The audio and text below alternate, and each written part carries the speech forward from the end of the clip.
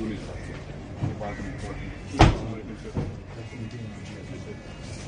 वालेकुम सलाम।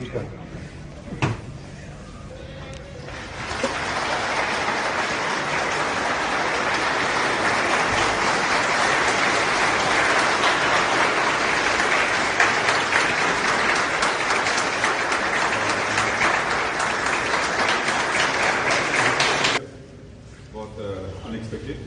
आप लोगों का शुक्रिया। आप लोग सबकी ताउन चाहिए। आज मेरी बहुत सारी मीटिंग्स और फुल कोर्ट हैं, फिर आप लोगों से मैं तफसीली तौर पे मिलूंगा।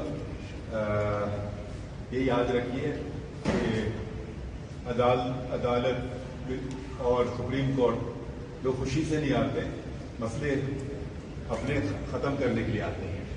तो बराए करम आप ऐसा उनसे सलूक कीजिए जैसे कि एक मेज़बान मेहमान से करता है। यकीनन कुछ लोगों को परेशानी होती है, तो वो ये दरवाजे इंसाफ के आप हमवार रखिए, खुले रखिए, और जहाँ तक मुमकिन हो सके आप उनकी मदद कीजिए।